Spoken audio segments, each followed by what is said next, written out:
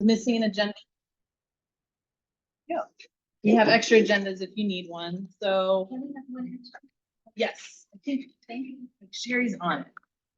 So we'll just do some housekeeping, so I don't know if. Yeah, I just want to welcome everybody. Thank you all for being here. If your phone is not on quiet, please put it on quiet at this time. This is an open collective bargaining. Most of the conversation happens right here between our bargaining agents. But again, thank you everyone for being here. I'm Rob Creed. I am the president here at HCTA, so I'd like to welcome everybody. I'd like to thank the district for getting this going earlier than ever before. I know when the media contacted us, they were asking like, what's going on? And they were also interested that we're starting this earlier than ever before. We think that this is one of the many things that we could do to make this the district that teachers and support professionals want to come and work at in the schools that they want to work in. So thank you for that. And for those that are here and those that are watching at home, I want to wish everybody a happy Teacher Appreciation Day and week this week.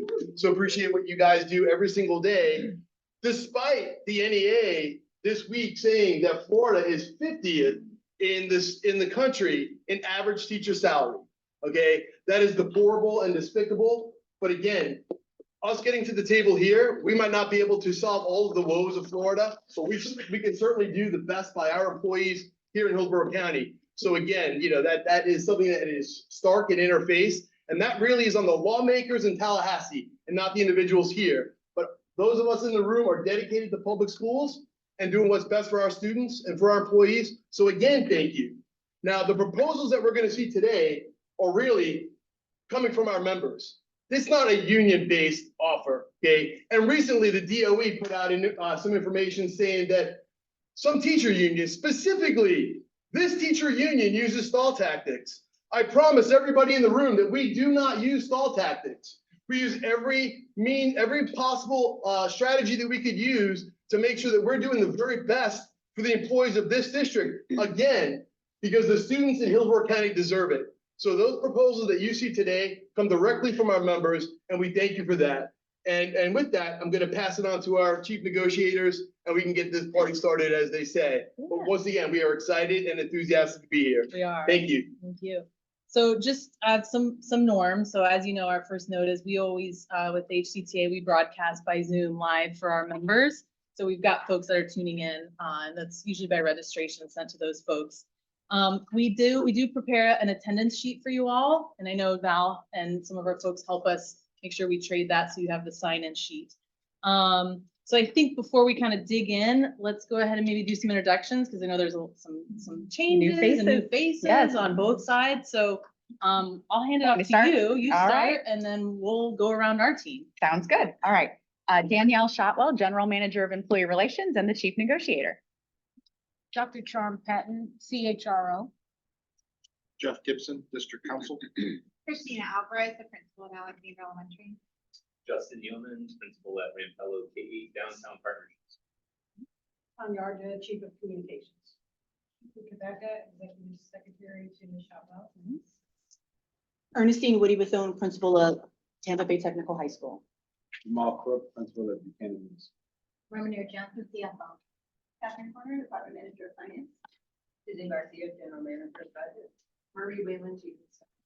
All right, thank you. All right, we'll start for HCTA. I'm Brittany Wegman. I'm the Chief Negotiator for the Hillsborough Classroom Teachers Association. I'm Rob. I've already mentioned I'm the president here. I'm Hope Dickinson. I'm a reading resource teacher at Cypress Creek Elementary School. Sherry Dunn, Marketing Research Associate for the Should we do it? We'll go this way and then the back. Valerie Chuchman, chemistry teacher, serving as Secretary Treasurer here for HCTA. Travis Medley, teacher at the high school. I'm Tamika Thompson, and I'm the financial administrator for Hillsborough CTA. Okay, how about we start over there and then we'll wrap around. Michael Federico, very adult, Peter Balance. Anita Greenbaum, school psychologist at Lewis Elementary and Pizzo K-8. Mackenzie Roberts, ESC teacher at Kingswood Elementary. Marcellus, English teacher. Meredith Rhodes, first grade teacher at Riverview Elementary. Our staff in the back. Good afternoon, Vincent Jones, Hillsborough CTA staff. Tara Gonzalez, HCTA staff. Megan Young, HCTA staff. Chris Rusnak, HCTA staff. Erin Morgan, HCTA staff. I'll start here. Then White, migrant advocate at the Migrant Education Services Center. Renee Bowser, media specialist at Folsom Elementary. Marissa Danica, math teacher at Gaither High School. Leslie Adams, speech language pathologist at York K. Earl Ishri, counselor at Marshall Middle High School. John Mitchell, automotive teacher at Urban Technical College. Jaden Sparks Jones, an art specialist at Farrell Girls Prep at Middle Mag. Michelle Miller, ESL teacher at Kimberly Coleman, DRT for middle school administration. Sherry Miller, a resource teacher at King High School. And then we have a few of our team kind of extended back here. Geraldine Brown, kindergarten aide at Boston Elementary. Sabrina Wright, bookkeeper at Marshall Middle. Kathy Butler, bookkeeper at Barrington Middle School. And we have Dave. Eric Fuller, access points, access free. All right, that's our team. Well, all right. All right, thank you. So, we'll just kind of some things, I guess. No. The public. That's Yeah. our team. Yeah. So just some things go over, this is all in the sunshine. So everything we do at the table. When we caucus, caucuses, you all have your room. Those are not open to public or to the press. And if we sometimes may have to have a sidebar, if we're in caucus and we need to like touch base real quick, we'll make sure we report back to our teams. And when we do a caucus, we'll, like we've done in the past, just kind of set a time and check in on that. And then just to review this bargaining, when we look at Article 27.2 for both the instructional and the ESP contracts, this is a money items year and for instructional and ESP, but we can also open with mutual, open up an article or a section with mutual agreement. And we have talked many times about looking at that grievance article. So our intent here is to just cover money items with that one article. And this is it, this is everything. So if you remember last year, it was stacks and It stacks. was, and we kind of teased because we're starting so early. Yeah. Feels like we just settled We did. that book, right? We So we did. just did both books this year. Mhm. And obviously one of them is only a 2-year contract, the ESP one. So we will be back to the table Yep. next time Yep. with that. Which will be good to get us off years for those two books. Correct. And then one thing I wanted to note just for the record, last year we agreed to do that per unit clarification. We've done all that work and the hearing officer has that information. We're just waiting for that final order. Because we did agree to, once we have that final list, especially for the instructional unit, we would include that in the contract. But we're just waiting on the hearing officer to give us the go ahead. So with that, I appreciate you all talking, we talked about doing, since we're focusing on money, doing a kind of a budget presentation or overview. So if you're ready, we'll plug you in and we'll get you projected and I got the clicker for your team. We are ready. Ms. Johnson?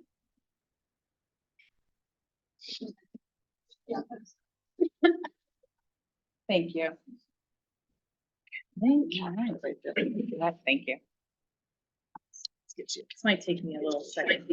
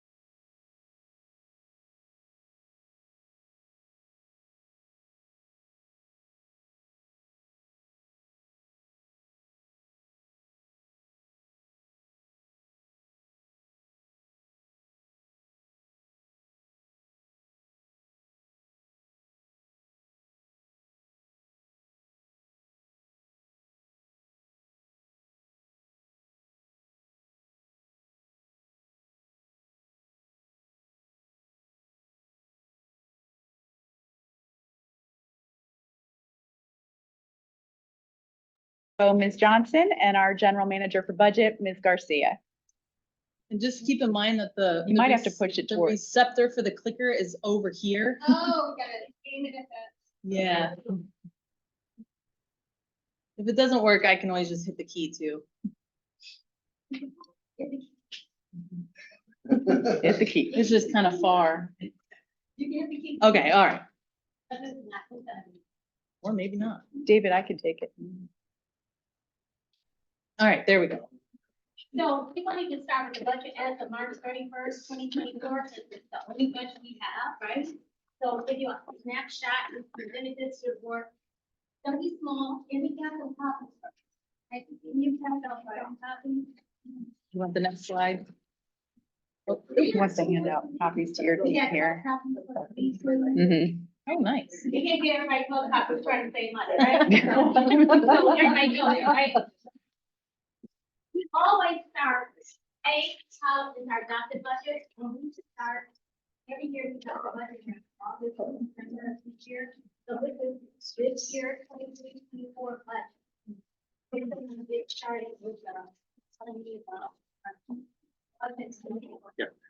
The common budget that went to the board in September, the adopted budget, and at the beginning of the year, we projected we should have a $1.75 billion revenue budget, and we had a $1.74 billion expenditure budget, projecting a $2.1 million surplus. This is gonna give us just $10,000 to $330 million, so that's $2.1 million, that's projected to be $330 million. Now, the column B, and I'm not gonna go through that one, that's February, we actually had to put it together. But the latest and greatest, for March 31st, the budget was revised, that we were projecting at this point, $1.77 billion in revenue and $1.75 billion in expenditure. This would give us a $23.1 million surplus. So the projected ending fund balance at the end of March came to $350.2 million versus the $336. You might wonder what's happened in March, that we got that, additional money that we allocated to the fund balance.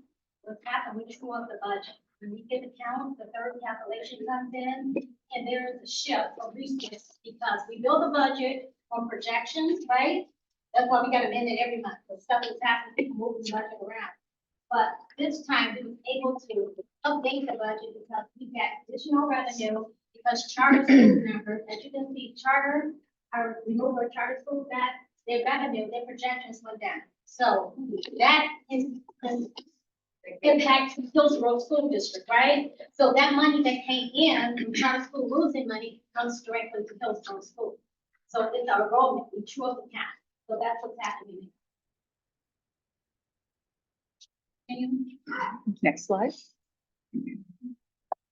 this slide shows the. Nope, one more. One more time. Okay, I got All right, okay, so column B is that revised budget, March. Column E, the year-to-date actual budget. So at the end of March, we had actually received $1.4 billion in revenue, which is 80% of our revenue budget. And we had expended $1.2 billion in expenditures, which is only 71% of our revenue. So at the end of March, we actually had $172.9 billion, which gave us an ending fund balance at the end of March of $503 million. Okay, let me explain it, right?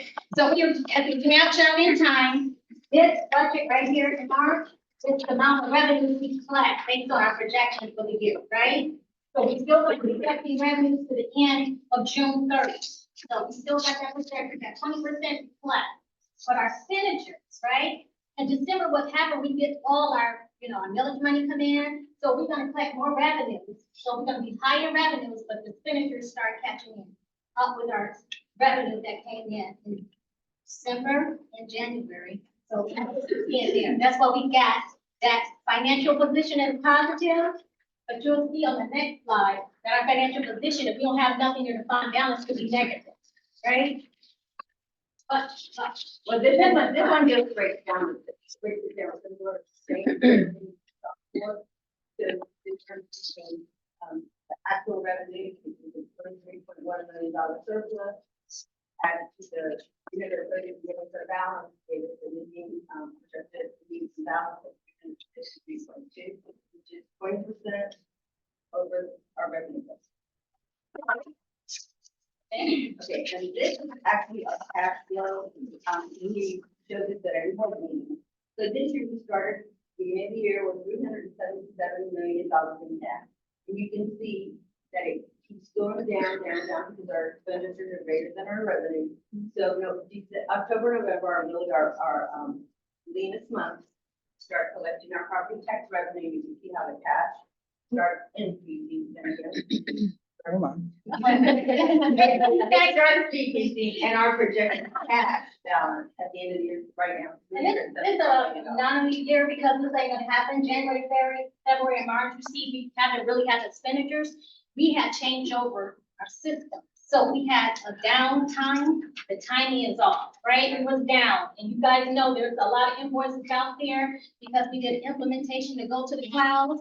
We catching up. Before we close out the year, we gotta be caught up to close out the fiscal year. But it will be going down quicker than that. So this is a bad year for us because we implement a new system. Just want you guys to know. And we also want to share there is potential. We have actions and benefit $120.5 million in credit bureau. And we're yielding 5.48% in interest. So today we've gotten the $5 million based on that. This one just compares exactly what we talked about. This is just showing the fund balance at the end of March and what we project to be at the end of the year.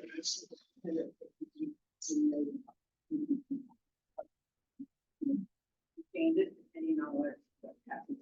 But like you said, our expenditures are a little bit behind because of the work we communicate to us. So we're thinking something will happen, but right now, this is what we. If anybody has questions about the budget, we're gonna move to change capital FDLC. Because we're projecting for next year, 24, 25. Any questions on budget? Not yet? Okay. So this is state projection FDLC for fiscal year 24, 25.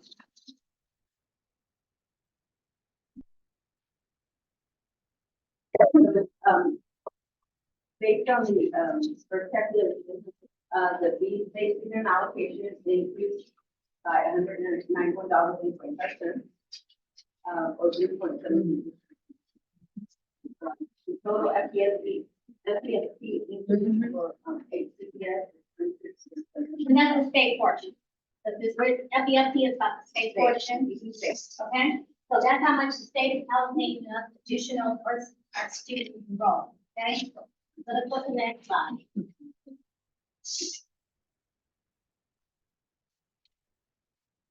Oh, there we And go. we just do a comparison. So our DSA for 23-24 was $1.3 billion and $3. And then now for 24-24 was $1,398 million. Okay, so the change in that, we got an increased allocation based on our BSA of $94.3 million. Now, the FAI is our enrichment, right? We call it enrichment. They changed the name. This is the matching resource for Title I, and it's for K-12. So this went down by 1.7 million. Student transportation went up by 1.5 million. I'm not gonna go, State schools went up by 2.7 million.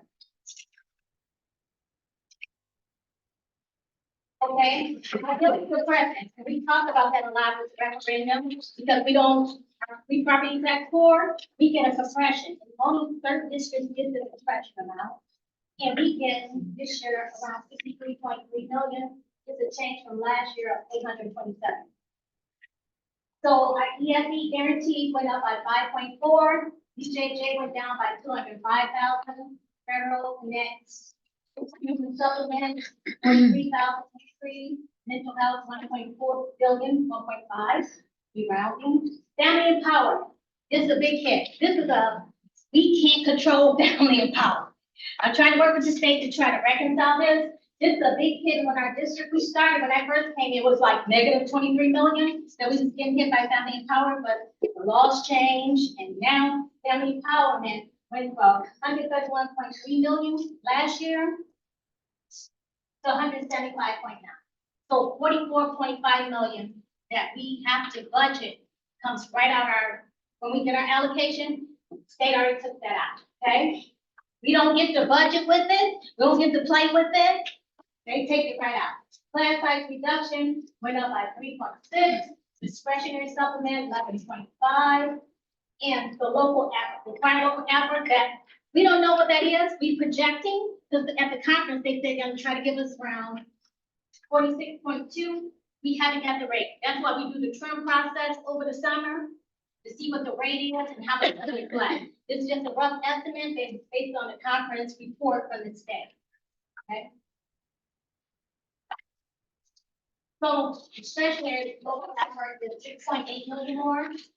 So our total funding local is 53.1. So when I levy, when we find out what the rate is, for local effort and general fund, I'm getting 53.1. Hopefully, if the rate holds up based on what the state projects, okay? Now, the total state funding, we said is 26.7, so the state only gives us 26.7. No, it's right from the state. So our potential funding for the total district is 79.9 million. Everybody follow? And that's including, so that's including like you take out money for any of the charters, the family empowerment? Not yet, not Okay. yet. Okay, jumping ahead, sorry, Family empowerment is already on here, but right? next slide, let's talk. Okay, Okay? So when we do the budget, we got to build charter. The charter, we start paying charter, so when we opened up the district, right? So charter what they for. So we reduced this year, in March, you'll see the reduction from 288, right? But they started the year at 319. Charter went down to 288. Now they project it's gonna be at 321. So I got a budget, take that 321 million, give the charter, that's an increase for charter of 33.2 million, is a decrease for Hillsborough of 33.2, okay? So the potential funding minus charter for the district is 46.6 million. That's what we're working on, okay? When we start allocating resources and everything, that's what we look at, okay? just a quick question. So when you factor the 33.2 million for charter, is that identified in the FEFP or do you base it on what you know as enrollment? Try to give us a projection, but Okay. we build on projections. We supposed to build our budget on projections, and I'm gonna talk about that, because right where we are now, we're gonna have to do some adjustments. Because we build on projections just like charter builds theirs on projections, right? What they project, they're gonna receive, and that's from the state. But this charter always project more, right? If you see go back to our budget, most over the year, they give us back 20 million, sometimes 15 to the end on their projections, but we have to, part of the FEFC requirements, we have to find charter for what they say their projections are when we start this system. Is it based on a percentage or do you have like kind of a general percentage, No. 16%, Whatever 20%? charter says, they can go based on all but on C. They Okay, can say, our total capacity is 100 kids, but they might only get 50, right? But based on They state can law, make we gotta start do that. budgeting based on what they say. Yeah. Not what they actually are, right? The charters do their projections, every school, every charter school actually submits the projection to the charter school office. And that's where we get it. We Got have to start paying them on whatever they say they're gonna. Okay. Okay? Got it. So the next slide. So the next slide, we start building, this is what we adopted this for 23-24. We talked about that, remember the charter number was 319, now it's 288. So we just wanted to give you a snapshot how we started. They started at 319, they're at 288. So when we look at this budget, if you look at it, we look at all research charter projections now 321. So this is all the revenue the district brings in. This charter school portion that we have to pay out, and then give us our revenue. Sorry, I bumped it. We have 1,800,000. Okay, so this is, we kind of just kept this stable because we haven't got into the details because we haven't closed this fiscal year. So all the purchases, services, energy, materials, capital, we kind of kept this status quo. Because we don't know how we're gonna fall out this fiscal year. Because people can go over budget in this area and then pass the fund balance, right? So right now, we kept it stable until we start This we're closing out the year, so we can see where we land in those capacities before we build this out next year. But we have an idea how much charter is gonna be. The chart is gonna raise that number up, I haven't touched. So this is the one we always talk about, the salaries and benefits, right? So what we do is we start this, I'm gonna tell you how I came to this number, right? This 1,522,000,000 salaries and benefits for the general fund. So that's everybody that gets paid out the general fund, right? So this compare these two, I just put salary and benefits, if we're not finished, so we haven't allocated benefits, because the rate gonna go up half the year, we haven't put that in there yet. So this is last year, salaries and benefits, right? Total salaries and benefits we project. What make up this is field positions. When she run the report, and we can run the report for you if you want to, because we have all the positions in a report that we run the system, that Catherine, I brought Catherine here, she runs this. In my field positions, at a certain date, I did last week was around 1,377,000,000. That's salaries and benefits. Everybody that's on the general fund, this is the cost for me, right? So we got what we call supplemental wages that's not salary, that we paying out to the system. It's really higher than this 95 million, but because then we got sparks, that general fund keeps up a piece of that. So we right now estimate around $95 million gonna go to that. But if they're running like, hold up, over 100 million. So I'm just estimating, we're gonna start with 95. Because 50 million I need in vacancies. Know why? Because I'm building a budget, right? I know I'm gonna hire people, and based on our enrollment, we should be staffing based on enrollment, right? So this is where the kicker comes in. So we'll go, so this adds up to this. So everybody can understand this, how we got to this? Okay? Because I'm a penny, because 50 million I'm talking about now, right? This is given, this is given. I thought I saw hands. Next. Oh, next, sorry. Oh, let's go back though, go back one. Okay. Mention something. So last year, we started the year, we got the budget, we said we're gonna be around 6.1, right? We know I have vacancies and stuff in here, right? But I go to the table, I negotiate, we look at, what do you think we're gonna land and all that stuff? But we paid out salary increases out of this money right here. So it's either come out of vacancy, you gotta come out of vacancy, because I gotta build position, everybody get a salary, right? So it must be coming out of my vacancies that was in this, right? When I'm coming to the table and negotiate, I said I only have 6.1 million, right? And I got vacancies, this is how I build all the time. So this year, when I build, this is my field position, this is my supplement, this is my vacancy. If you add these two together, and minus this, you're gonna see the delta is your increase for the whole system. I spent out 58 million of unrestricted resources for people. So that's gonna give you your two delta, right? Everybody get that? So this year, I took 58, I'm building this year starting with that 58 that I negotiated with. Okay? Just so people in my financial position, I'm saying we got 11.7 million in positive. Okay? Next slide. Units of use.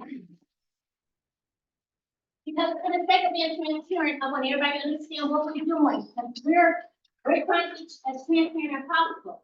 The charter school, here's a number. This is what we started with the main budget to make up that 321. Based on charter school projecting 39,951 enrolled students, right? Virtual, this is what Hillsborough numbers come in. 4,695, traditional, 174,000.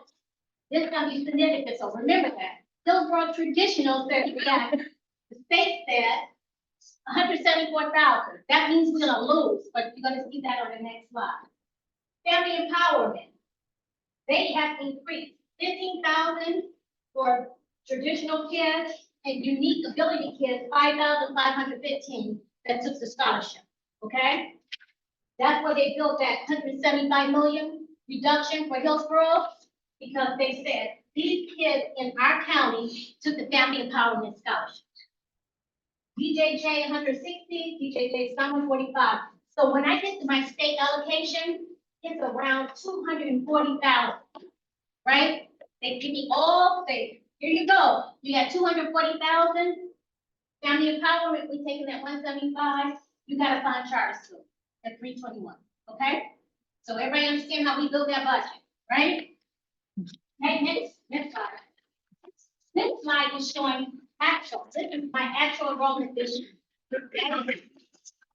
So if I look at charter, this for charter schools in the reduction, where they had estimated around, was it 37? Yes, still 37 last year, 37,000 kids. They was at 319. And now, they actually, when I reduce them, when I do the count, charter's only at 33,000 kids, right? They're projecting from the state 39, right? So charter schools saying they're gonna increase by 6,000 students. So that's important to know. Family Empowerment, they went from, they right here, 10,000 last year. They took us funding from us, 131 million. They said they're growing to 20,000. That's taking Family Empowerment. That means they get actual applications in the system. They increased them by 10,000. So that's why you see the total count is going up to 240 versus 230. You see, most of that is Family Empowerment. So here is traditional. We had 181,000 students, right?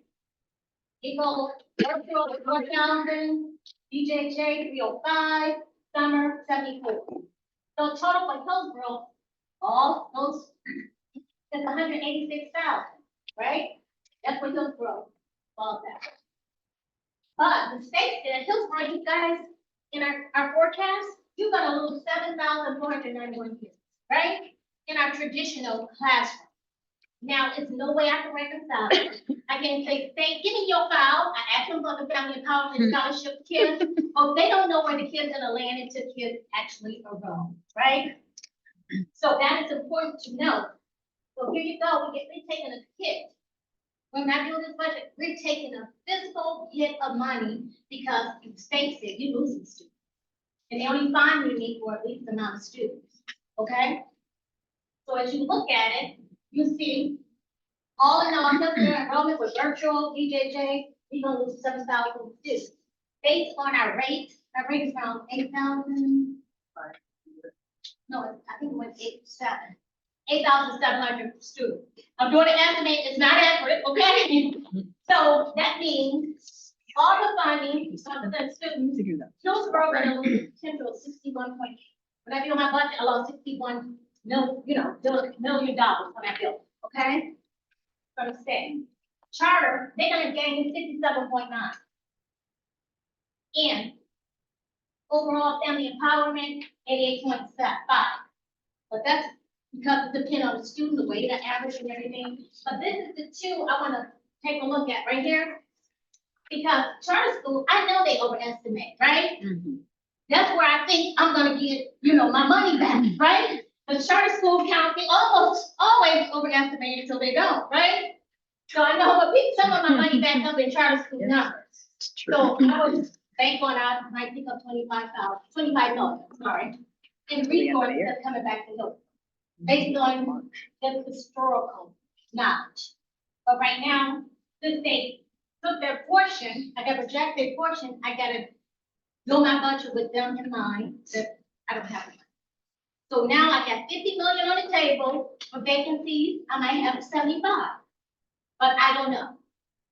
So we build in a budget on reality until we do a count. Now, the significant things, we're over the units now. We should be building based on this enrollment projection right here, right? Last time, we did. We built it up here, which is wrong, because Hillsborough, because you know how it is politically, so we were inside the district, everybody wanted to say, no, I'm getting this, I'm getting this, I'm getting this. So it's a balancing act with principals and everybody, because I do want them to have teachers, I want to have the right people, so we do our allocation models that's required by the state based on, we're doing it right now based on this projection, because we don't know. The state tells us it's gonna lose 7,000, but we don't know where it's gonna hit, right? So we still gotta live and function and build our class size, or we're gonna true up. So when we true up, that's what happens in October when we do the count and say, hey, you don't need all this staff, because if I hire too many staff, right, I'm gonna be in trouble. Then my budget's gonna be really in trouble. I just want everybody to understand how we go about truing up the budget, understand how we're looking at the budget, we're trying to stay in balance. But that, I think that's the end of our presentation. Oh, so this just gives you an idea. So this year, this is our current year, this is our projection for next year. The Hillsborough is losing their enrollment based on state numbers. It's only gonna be based on state numbers. Everybody build their budget based on what state says, are you growing or you're not? Charter school projection is higher. Here you go, total family empower is higher. So the total enrollment increase overall in Hillsborough County. So I think that's the end of our slide presentation, and hope if you have any questions. You talked about the overestimation, or like you have to build a budget based upon their estimates. And you imply that every year there's an overestimation on the number of students that are going to charter school. Would you also say that there's an underestimation to the number of students that we serve in public schools? And even more so, how many students they always classically think that we're gonna lose? I'm asking you. No. This is the first year they projected that Hillsborough gonna take the loss of students. This is the first year. I don't know if they want to empowerment or where they, so this is the first year for that to happen. Usually, we're state, and we build class size based on our enrollment. Right now, we're building class size based on this year enrollment, and we're gonna lose students based on the state projection, so pick up out. Weren't we here last year, and what, didn't the state say that we're gonna lose around 7,000 students last year? This is the Well, first, for this school year. this school year, this is the first state give us that, projection and their projection, we never lost. Right. Never, we never took it. Thank you. All right, thank you. Any other questions?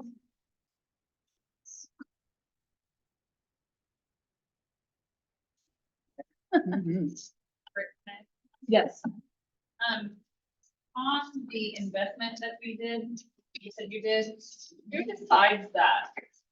Like, at what point do the school board or whoever decide that we're gonna invest in treasury bills or? Well, me as CFO, I can make the decision, I bring it before, we try and invest, I talk to school board members. We can't invest in high risk anything. So there's only certain banks we can invest in, that's within Florida statutes. We can't just go arbitrary invest. So we gotta do it within the Florida statutes that we can go out and invest. But you decide, I decide how much I want to put aside, because I do a cash flow analysis, and I said, it's gonna give me this rate, I mean, months I want to lock it in, when I need to pull that money back. So it goes to the board before I make the decision. And I'm going to board in the public, it's behind the scenes. and then the interest that we earn on that rolls back into the general fund? Yes, it goes right now. So I know there was a lot of discussion about the general fund and kind of this whole big pot of money. But that, you are calculating that on the restricted, the non-spendable, that's not just the assigned and the unassigned, correct? Correct. So what is projected to be the combined percent for the assigned and the unassigned? I mean, I know in the budget, we were looking at about 13.7. It's like 5%, 4% is our restricted portion. And Okay. the balance is the unrestricted.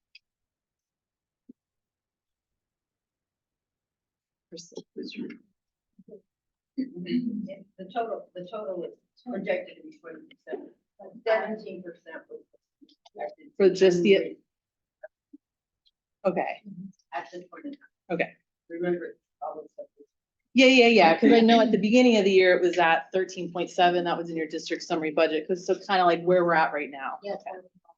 Okay. So the final conference report that's out,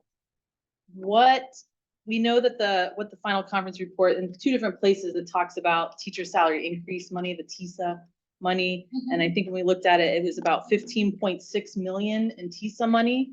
So we know we have to back out a little bit for charters. That's kind of why I was getting to you that like, what's the percentage that we have to back out for charters? So I was wondering out of that 15.6, where do we think we are with what we, based on the final conference report, what we'll have in TISA money? How much that comes to? A portion of the largest portion actually is for maintenance of salaries, not for increases. And Yeah. you give me a minute, I'll try to. That means to maintain where we are now, not to give additional resources. Right. But she's gonna tell you how much. If I can find it, if not, we'll have to. We have to send it to you. Okay. Do you have a copy of that? All right. It was the one that was just the Hillsborough FUFP. Yeah, Have it back so there. that's okay. So when we look at the TSIA, it definitely talks about the base funding, and then there's the maintaining, and then there's a 1.7 increase for 24-25 of 15.6 million. And that's. So I know last year we talked about, okay, here's the new money. They give you the money, there's the base, then there's money to maintain, and then there's an increase to try to continue to raise teacher pay. So we're just trying to figure out, like last year we talked, for this year, for this school year, we talked about backing out a little bit for charters. So that's why I was getting to that question of what's the percentage that we could kind of generally estimate out of that 15. Well, any increase we get, okay, we get to a point that the maintenance of what they have done. 'Cause Yeah. There was a funded mandate that we have to raise salaries at 47.5. We have to maintain that. Mhm. Most of it becomes maintenance Yeah. because we give increases over and above what the state gives us. We give increases. So if they're giving us like 20 million, they really ain't giving us, more than that. It's just based on those 47.5 that we increased them and stuff, it won't even capture that. So most of the money becomes all maintenance. But part of the scale. Yeah. Right. Correct. Yeah, I mean, when we think about it last Yeah. year, like what they gave us in in Yeah. TISA money, we Spend. overspent that, right, last year based on what our settlement was. So that now becomes maintenance money, even though they're giving us new money. It's still maintaining what we agreed to last year. We'll go back. Well, Okay. we'll send it to you. We can send it to you. Okay. We went over the family empowerment, talked about charters, base student allocation. There was also some information that I heard that Step Up for Students had overcharged the state, and so the districts were getting back a little bit of money on that. Do you know what the district will get back in Step Up for Students? We did step up. So we had like $2.3 million last year, this year. This year for how much? Do we know what, there's a projection for next year? No, because, next year we can't get a projection because we haven't even got the counts right. Okay, They but- just- Sorry. Yeah, it's not that they're true up their count. They Mhm. always show it up the same time we do. And they over allocate about 2.3 million, so they gave that back to us. And it's part of that budget, that 30 million we received in tax fund. Okay.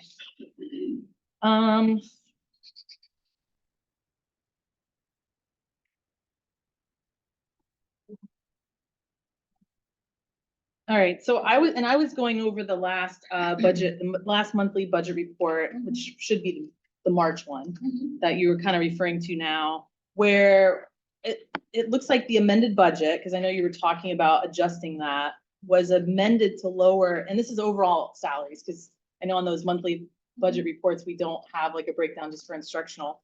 But the amended budget lowered the amount of salaries by about 32.1 million. Yes, that was my question. Okay, What is because, it? they went to a contract, if you go to the board docs, they went to contract for nursing, counseling, psychology. So we Okay. take that money that's embedded in salary, those vacancies, and we put it in contracts. Okay. Okay, and of that, we were looking at about 73% of and I was just looking at, I know we talked about the overall budget, but I was looking specifically at instructionals overall, all employee salaries overall had spent about 73% in about the 9 months. We got another 3 months. Do you expect there to also be another kind of chewing up or a surplus of budgeted funds for salaries that in those 3 months by the end, based on kind of the rate we're spending? Yes, we did have a little bit of ESSER. I think we had put the portion of ESSER in there, but it's It depends. If we're moving from salaries to contracted service, so I gotta true up contracted service. I gotta true up Kelly service because we had to increase Kelly service for the vacancies we don't have. Kelly service usually run around 15 million. We didn't give them 25 million this year. So we moved money from there to salaries to cover those contract services. So it depends on how they fall out. Some of that money is gonna cover. So we never have like a surplus of salary money because it's offsetting by the vacancies we have, because we gotta get actual bodies in there through contract services or whatever to service it. Okay. All right. Now, what we did, I could have reduced contract service by that 30 million, but I put it in a fund balance. About the increase that offset by charter schools, I just put in a fund balance because if we come up short, I gotta reduce that fund balance to cover the spend. And when you move, so when there's money like that you move to the fund balance, which account do you put it in? Do you put it in assigned or unassigned? It's an unassigned, unrestricted, because that's mostly salaries are unrestricted.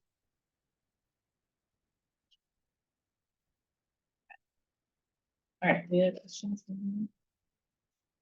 Thank you. I appreciate that. I think I gave you back your, Yes, I passed it down. that's the thumb drive. Yes. Okay, so, I think before we get into kind of like, cause everything here is basically money. I do have, what I call just like a couple of fixes in the instructional contract. They shouldn't be major, but I figured we'd start with something easy and maybe we can get Okay. some yeses. So. So the way this is stacked is like eight, so I think there should be 3 pages Okay. and 3, yeah. Let me make sure I have a stack. And I think I only made 10, but there may be extras. Wait, am I taking a whole set? Take 3. It should be page 68, 69, and 17. Got it. I don't know why I did 68, 79, and 17, or you could, whatever, they're in that order. Take one little stack and pass the other one down.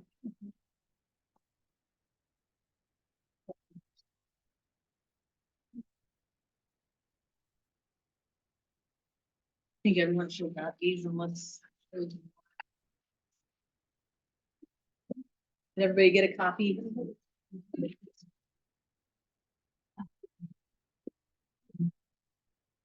Okay, so the first one should be pretty easy. Page 68, there's nothing on there. I just left it there so you understood.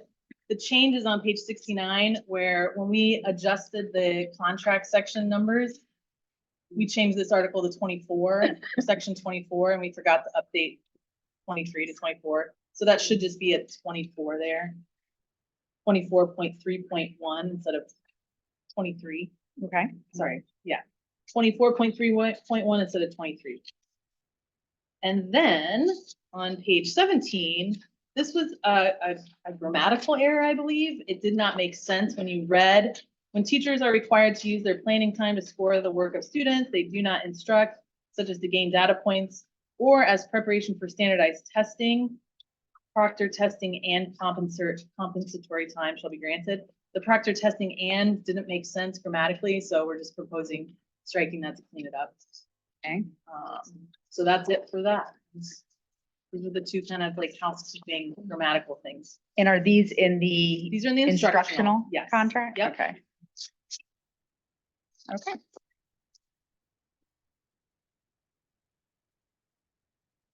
Okay, yep, we'll take it to caucus. Alrighty.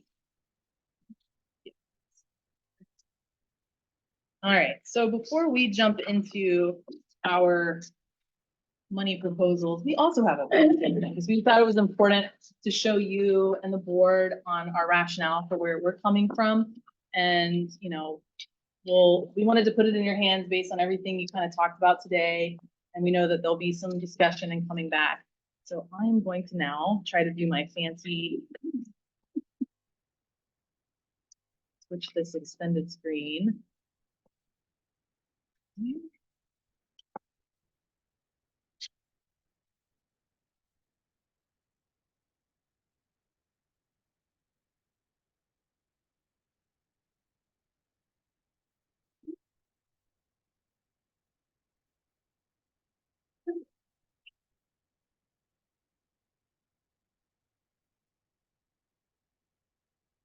All right, so we did some extensive surveying of members. We probably had about, I want to say about 1,600 employees that responded to this.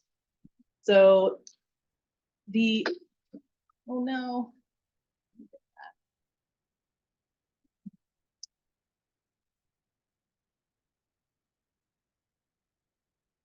Okay, so of our instructional staff that surveyed, 98% ranked salary as their first choice. Like this is the most important overarching issue that came to us.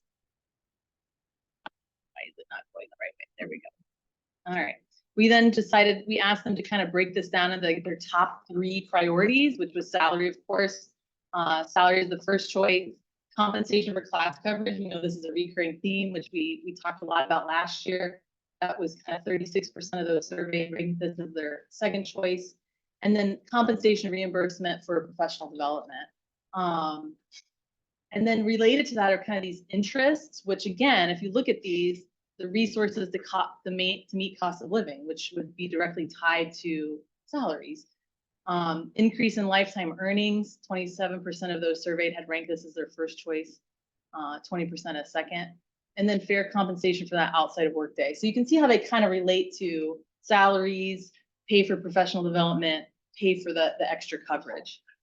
We also surveyed our ESPs, and interestingly, it very much aligned. The 96% of the non-instructional staff also ranked salaries as their first choice when asked to rank items related to pay and monetary benefits. And what's interesting is, again, it was very much correlated. Number 1, salary, 96% had ranked this as number 1. Compensation for extracurricular activities and duties. So this is, again, work beyond the workday. And then compensation reimbursement for professional development. So I thought that was interesting that they were very much tied what the instructional goals were, as well as our ESP. And then the interests, again, maintaining cost of living or being able to address cost of living in Tampa, recognition for the skills and knowledge, professional development, extra work, and then that increase in retirement earning over time.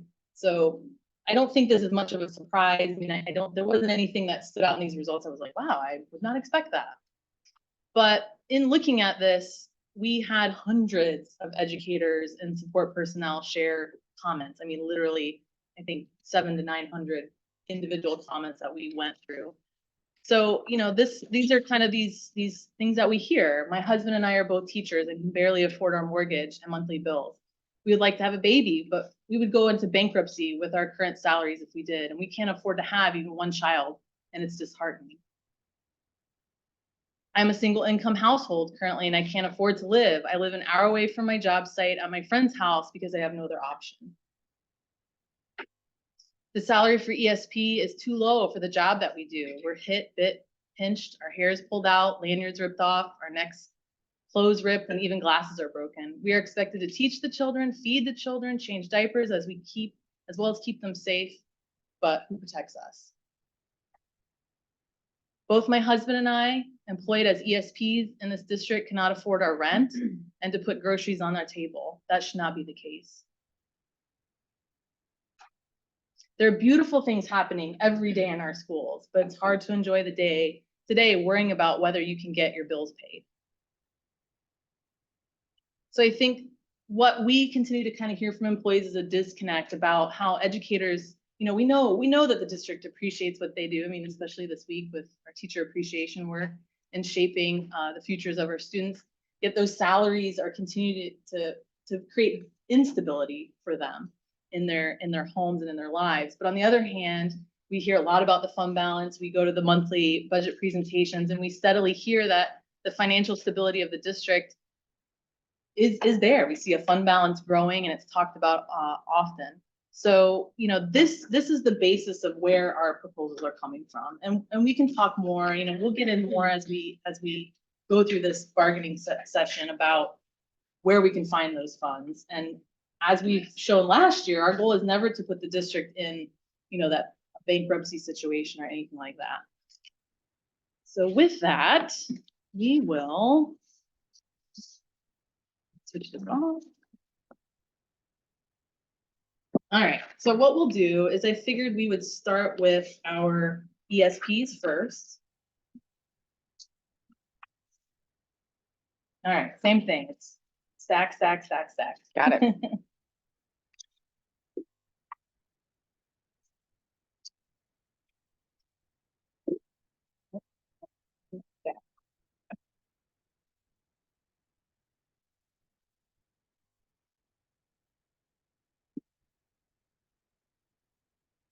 And I'll give you all a moment to kind of get it passed out and go through everything.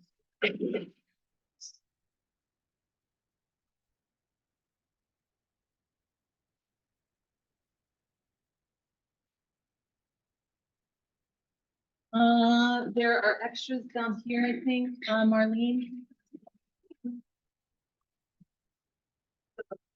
ESPs are there, just to the right. Nope.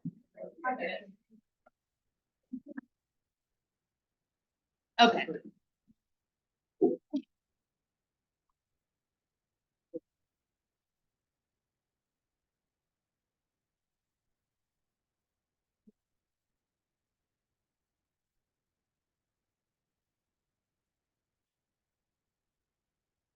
Okay, everybody got a copy? Okay. All right, so this is just kind of a cover page to keep us on track that we're looking at ESPs. And once we revise everything, we'll add a little note there about how we revise this year. And we did back to back, try to save paper this time, because we know these will probably change over time. So our first proposal here is section 6.1.4 for the 24-25 school year, the highly effective qualified eligible ESP as defined by state and federal statute who provide instructional support in Renaissance schools, which is 90% or above, shall, in free or reduced lunch, shall be paid a salary differential minimum of 5%. I touch on this because I know we're working on a transformation MOU, and I believe that that's already including, so I didn't know if this was important to maintain.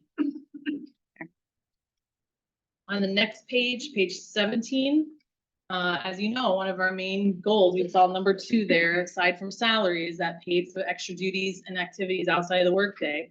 So what we have proposed here in 6.2.1, this has to do with comp time. Accumulated unused compensatory time shall be paid to the employee at the end of the fiscal year in which it was earned in accordance with the Fair Labor Standards Act. And then also in 6.2.2 for the paraprofessionals, accumulated unused compensatory time shall be paid to the employee at the end of the fiscal year in which it was earned in accordance with the Fair Labor Standards Act. Next page on 21, 9.2.3, 9.2.4, and 9.2.6.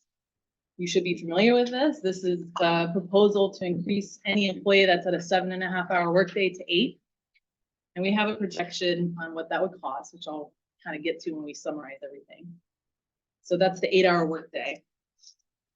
Okay, page 39, in service in Article 17.7. What we've proposed here, and you'll see this mirrored in the instructional contract as well, because again, one of the major kind of top 3 was pay for professional development. So we kind of researched around and looked at other contracts. So this is kind of a start at trying to address this. So for our ESPs, employees who participate in required in-service professional development trainings after the regular workday on weekends or in the summer shall be paid the employee's hourly rate. 17.7.4, employees who choose to participate in recommended in-service professional development for trainings after the regular workday on weekends or in the summer will be compensated at the rate of $17.14 an hour. And then employees who are choosing to participate in voluntary in-service professional development trainings after the regular workday or on weekends or in the summer will not be compensated. So we're trying to get at those, we know there's a lot of required trainings. We see this a lot. We get those questions, and you're always good at working with us on that, but we want to try to provide payment for these required trainings. Where did the 1714 come from? You'll see. Well, okay, I look forward to You it. probably know that 1714 is a key number, right? We talked a lot about that last year on that equalized pay. So we know that our minimum wage right now is $15 an hour. And when we get to the instructional proposal, you'll see that what we're proposing there is also mirroring what we're proposing as the starting pay. Starting pay. Yeah.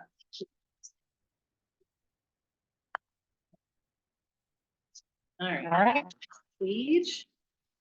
Okay, page 44, this is a new proposal here in the leave sections, a new 17.20, annual payment for accumulated sick leave.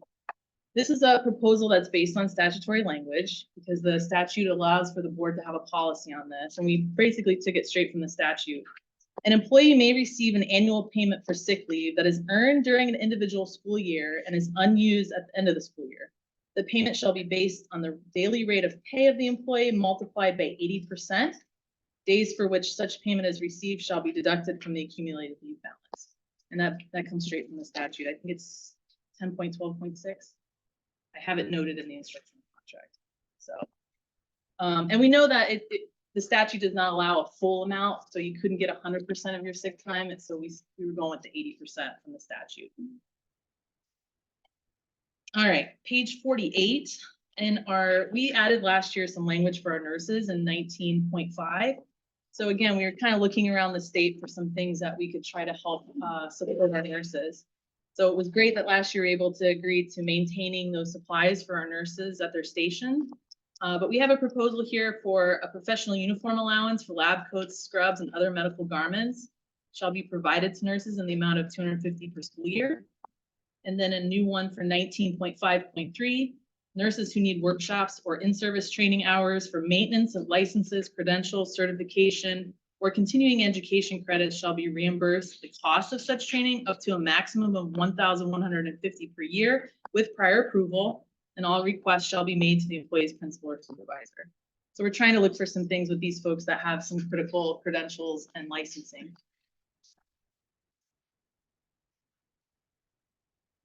All right, page 57. This is not a new, this shouldn't be a new proposal. This is just maintaining health insurance in the contract. The school board agrees to pay the full cost of the premium for the employees for a comprehensive medical insurance program offered by the board to all employees covered by this agreement. We typically agree to this every year so we just wanted to kind of shore it up in the contract. Well, there is an insurance committee meeting coming up, and that is something that would be discussed there. Okay. As well, yeah. All right. All right, on page 67. So this, now we're getting into the supplements. There was a question here on the top, because I know the black text is what's already in the contract. Okay. We had a question about the elementary bookkeeper for the 3 different elementary bookkeeper. The question came, well, hey, how come we don't have that for middle and high school? And then we got to talking, are there elementary bookkeepers? So we were wondering. There are not. Okay. So that the principal secretary serves as the elementary bookkeeper. Okay. So so these either shouldn't be in our ESP Correct. contract, or we would try to look for something that could potentially, because at middle and high school, they have bookkeepers do. who are in our unit. they do. All right. Yep. Thank you for that clarification. All right, so we have a couple of supplemental proposals here that came from our members. We've talked a lot about the family and community engagement liaison, and some of our ESPs serve in this role. So our proposal is for those that serve in that, get $1 an hour increase to their base salary. And then we talked a lot about, again, professional development. So our ESPs and a lot of folks do something called micro-credentials. And you know, we're looking for a proposal, or we're looking for folks to be compensated. So our proposal here is that completed micro-credentials would be $250 per credential up to 4 a year.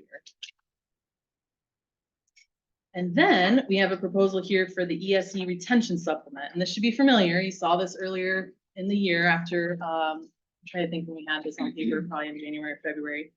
So an ESE retention supplement in the amount of $2,500 shall be paid to all eligible education support employees. This supplement is intended to recruit and retain educational support employees at ESE centers and those who provide critical services to all ESE students. Eligibility is for the following employees who worked at least a semester in 1 day during the 23-24 school year, because isn't it for the year prior?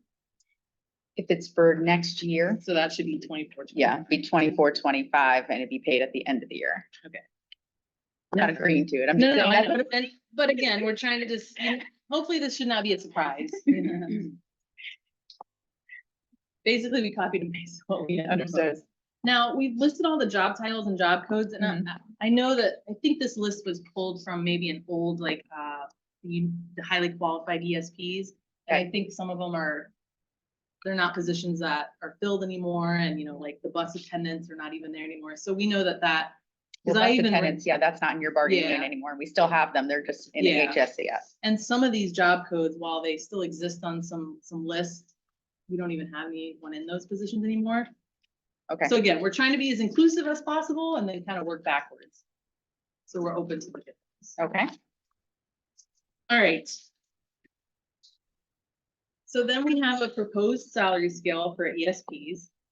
So you'll see what we're doing here is starting with $17.14 an hour on our pay grade 15. One thing we are also proposing is retitling the levels as letters rather than numbers. We often get a lot of calls and questions about years of experience. And we know that the levels and the steps for our non-instructional unit don't, like those numbers across the top from left to right, don't equate to years of experience. Over time, you know, if people are promoted, they may move a level and back. Now it's level for level. So this was a goal to try to, you know, make some clarity there, to not associate that number with a year of experience, where if I'm on level 10, that should be 10 years. So that was the goal there. And when you analyze this salary scale, we did a couple things. First, excuse me, we're trying to correct some of the compression and things that happened when the legislature proposed the $15 an hour. And that kind of took some of our levels and steps less than 2%. So the first application in this scale was fixing that 2% between each step or level. That was just a few cents on each of those. And then what we did to get to from the 15 to $17.14 is a $2.14 an hour raise, and that's applied to the entire schedule. So we've got a cost analysis here. We know that currently, again, this was kind of, we broke down the current salary schedule where all of our ESPs are at, either they're a 7.5 hour, 8 hour day, 196 day, 205 day. We did all that. And we estimate that the total cost right now in salary and benefits for ESPs is $124,768,157. Our proposed salary schedule, as seen above, with benefits, would total 148 million. So that's a cost of the increase, and this would include the step. So our folks would stay where they are, they'd advance their step. That would be an increased cost of $23.3 million or 23.4 million. The cost of the 8 hour day, we broke it down into those folks that are 7.5 hour and all their different days and looked at that. We estimate that at 5.4 million with benefits. We're also proposing, and you'll see on the last page, kind of some of the things we're doing here. Again, we've heard a lot about our nurses. And we know that we've talked about some of the money that's going out to contracted positions. What we are proposing is a grade adjustment for them. So the LPNs and the RNs would advance one grade. When we costed that out, which they'd move their grade and then get the step, we estimate that at about $1.8 million. So this salary schedule would represent about an average of $3.71 per hour raise, because by adding that $2.14 plus step movement, that would be the average, or a 16% increase average. Some will get more, some will get less. And a lot of this, again, is some of that impact you'll see for those folks that are at the top of their levels would be getting much more significant increases. But, you know. Now, Britt, let me use an example. Yep. If someone is currently on pay grade 15, level 3, what are you proposing that happens to them? They would then go to level 4, step D. Okay. So they would go from 15 pay grade, the current pay grade 15, level 3, and would advance to pay grade 15, level D. Correct. And I can send you all, like, I've got it all broken down on what that looks like hourly. It's a pretty crazy scattergram. So yeah. Well, and I know that obviously we're going to take all these proposals and cost them out and do all those things. But I think it's important, and Rob referenced this earlier, that there's a lot of things that aren't funded, right? So that when we move to that minimum wage of $15 an hour, you know, and needing to do it within 6 months, when obviously the rest of the society needs to do it by the year 2026, that's not funded, especially anything beyond that $15 an hour. Yep. So. okay. Understood. Yeah. I think we've prefaced all of this, that we know where the district is, based, you've done your financial presentation. We've done our research, and these are the motivating factors for our proposals. So what I'll do is I'll walk you through on the last page, just so this is supposed to kind of summarize everything. So again, effective July 1, 2024, this is on that last page, the ESP salary scale would increase in accordance with the salary schedule agreed upon, which is what we proposed. And we would update those salary schedules in the appendix A of the collective bargaining agreement. Then we're kind of breaking it down here. All the 7 and 1/2 hour employees shall become 8 hours. All eligible ESP shall receive 2,500 in ESE supplement pay, which shall be included in appendix C. I did come up with an estimate on the ESE for 2,500. We estimated that at $4.2 million. So in addition to the base cost of our proposed salary increases, we would add another, what did I just say? 4.2 million. All eligible ESPs shall receive a $1 an hour rate increase when serving as the Family and Community Engagement Liaison. That supplemental pay shall be included in Appendix C, which we proposed. All eligible ESP shall receive a $250 one-time payment for each completed micro-credential, up to 4 or no more than 1,000 per school year. And the supplement shall be included in Appendix C. Micro-credentials must be approved by the supervisor and submitted for payment. Registered nurses shall advance on 1 pay grade on the salary schedule from pay grade 33 to pay grade 34. And licensed practical nurses shall advance 1 grade on the salary schedule from pay grade 25 to pay grade 26. So this is kind of a summary of all of those things that we just walked through. Now, when you say advance a pay grade, are you proposing that they get a level plus the advancement of the pay grade? So everyone would move their step. They would be on the schedule, so they'd move to the new schedule, they advance their step, and our nurses would move 1 grade. And again, so we costed that nurses that exact thing out at $1.8 million. Got it. Okay. Yeah. If I may, I think it's an appropriate time to also say it's National Nurses Week, and we wish they all have a great week as well. And frankly, in this district, somehow over time, we've gotten more contracted services for our nurses, and we believe that they need to be more of the fabric of our schools and do everything that we can, as a school district, and do better for them, so that way they can, become more of what we do every day, to be there, that recognizable face for the students every single day. So thank you, nurses, for everything you do. Yeah. So just Segue though. yeah. You like that, And just right? as a summary, just as a summary. Well planned. Yeah. So on the salary schedule, I know we put that estimated cost of the salary schedule, the 8-hour day, and the cost of the nurses at 30.6 million. So I just wanted to kind of then add in, like I said, the 4.2 million for ESE supplement.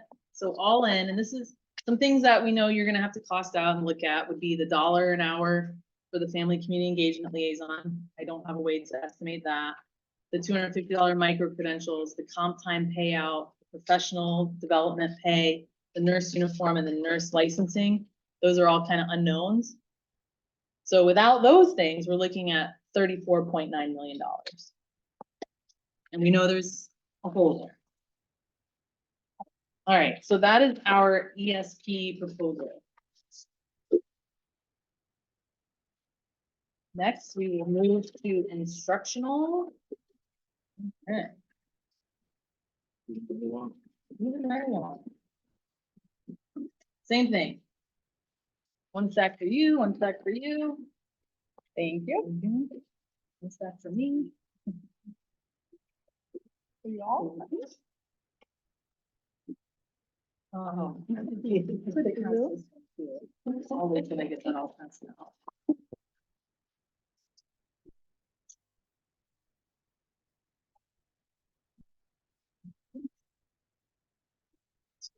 I do know on my desk downstairs. Sometimes do that. I have like a little. Okay, Sorry. one more thing I have coming, and this is important, our speech language pathologists have some researching, you'll see some of this in our proposal that has to do with their paying, their base pay and licensing across the state.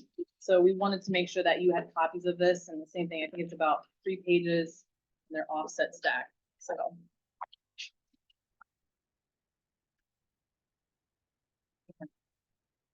There's not as many as these. Yeah, there's there's 3 pages in each stack. Okay, no, but Yeah, there's not as many. That. I think I made 10 for you. Okay, Do you want us to share? yeah, if we could. We have more stacks. If somebody's missing one, we've got Okay. extras over there. The finance will need it.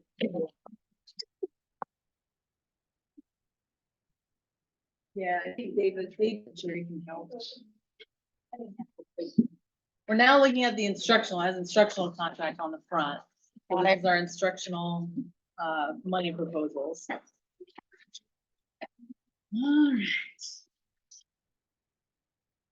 All right, so you see our revised there when we get there. All right, page 7. Does everybody have a copy?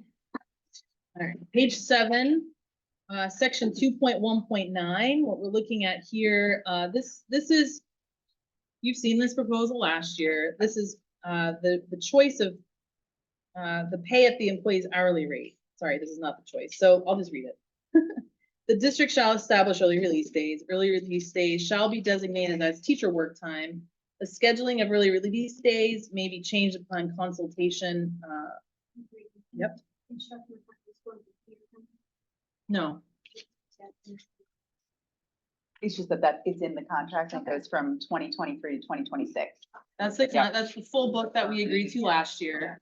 And then we would just put a note there that it was revised. Yeah. But Ms. Johnson, to your point, anything that's put in the contract like this would be till the dawn of time until it's taken out, for lack of a better, as opposed to something that we agreed to that might be like just for the 24-25 school year. Right. Right. So I just wanted to make sure. she was Yeah. aware. Okay, yeah. So, we're trying to address all money items. Got it. All right, 2.1.9, this has to do with the early release days. I'll just kind of skip ahead. If specials and or a duty-free lunch are not provided during the student portion of early release days, pay at the employee's hourly rate shall be granted for loss of planning and or lunch. And if both specials and a duty-free lunch are not provided during the student portion of early release days, the teacher shall be provided with a restroom break in addition to pay at their hourly rate of for their loss planning and or lunch. So we're looking at for pay there for loss of planning and lunch. All right, page 11, a new 2.9.5. This is a proposal that came from our student services. Upon approval of the worksite administrator who receives the report, up to 8 hours per week, should say per week there, of T payroll shall be paid to school psychologists who write psychoeducational reports after school hours. So again, this is keeping with our theme of pay for extra duty. All right, page 16, 3.4.5, elementary and secondary teachers who absorb students from an absent teacher's class will be granted their choice of comp time or their hourly rate of pay for hours spent absorbing the students. Co-teachers will be granted their choice of comp time on their hourly rate of pay for hours spent absorbing students when their partner is absent. Elementary teachers who absorb students from an absent teacher's class will receive their choice of comp time or their hourly rate of pay for time up to 3 hours. Secondary teachers who absorb students for one period are granted their choice of 1 hour of comp time or their hourly rate of pay for hours spent absorbing students. And secondary teachers who absorb students for more than one period will receive their choice of comp time or their hourly rate of pay for time up to 3 hours. And the rest of the language remains the same. So here we're looking for the choice of pay or comp time. And then 3.4.6, in the event that is necessary to assign a teacher substitute duty during their planning period, the teacher may choose to be compensated at either by comp time or their hourly rate of pay, with a strike of to be negotiated. And the rate of pay shall be no less than the highest hourly rate for a substitute teacher. So again, keeping with that theme of pay for absorbing students and extra duties. All right, page 18. This is mirroring what we proposed for professional development for ESPs, a new 3.7.10, 11, and 12. Employees who participate in required in-service professional development training after the regular workday on weekends or in the summer shall be paid the employee's hourly rate. 3.7.11, employees who choose to participate in recommended in-service professional development or trainings after the regular workday or on weekends or in the summer will be compensated at the rate of $30 per hour. And 3.7.12, employees who choose to participate in voluntary in-service professional development or training after the regular workday or on the weekends or in the summer will not be compensated. All right. Funeral leave. It should be familiar. We proposed it last year. And this is just mirroring, I'm not going to read through this all, but this is mirroring what's in the ESP contract. So we're looking for bereavement leave for our instructional folks. Again, I don't think I need to read through it all, but it's essentially bereavement leave to mirror the ESP. All right, page 52. This is a new 12.25, again, mirroring what we proposed for the ESPs, annual payment of accumulated sick leave. And then I did put a note there. So it's statute 1012.6(2)(a)(3). An employee may receive an annual payment for sick leave that is earned during an individual school year and is unused at the end of the school year. The payment shall be based on the daily rate of pay of the employee multiplied by 80%. And days for which such payment is received shall be deducted from the accumulated leave balance. And then in section 13, where we're looking at insurance, again, just clearing up what we agree to every year in insurance. In 13.2.1, the school board agrees to pay the full cost of the premium for the employee for a comprehensive medical insurance program offered by the board to all employees covered by this agreement. All right, on page 62, this section 20.2, this whole section 20 kind of talks about group 1 and group 2 supplements. So we were, you'll see some of the supplements also in the supplemental appendix of the contract, but we tried to list them here. So these are all kind of the supplements that have come to us from employees on page 62. Starts at the bottom and then goes on to page 64 for some reason. I don't know why I skipped the page. Probably when I printed it. Oh, that's a good sign. All right, the ESC retention supplement. We know we have an MOU on this and we've talked a lot about how we want to try to just have this be a standing agreement. So this is our attempt to have it in the contract. An ESC retention supplement in the amount of $2,500 shall be paid to all eligible instructional employees. Payments shall be made bi-weekly, and eligibility is for the following employees who worked at least a day, at least a half a year plus 1 day during the school year. And then A, B, and C, and D are currently in the MOU. So those are just copied and pasted there. The job code list would be in Appendix C, which we'll get to later, but it's exactly the job codes we have agreed to now. So I won't read through all that. 20.2.2, we're seeking a supplement for instructional staff who add the reading endorsement or gifted endorsement to their teaching credentials will be provided a one-time $500 fixed supplement. Eligible employees are not required to be teaching in the field during the year they receive the supplement. Payments shall be made each school year in December. And then a new 20.2.3, employees who maintain qualifications as a certified behavior analyst shall be paid a one-time $1,000 supplement. Eligible employees must have worked half plus a day. That's in the school year. That should be half a year, right? Plus a day. No, you're right. Okay. Half plus a day in the school year. There we go. Okay. Yep, that's correct. And be current active employee at the time of payment. Payments will be made bi-weekly. This is already being paid right now at $500, so we're proposing an increase here.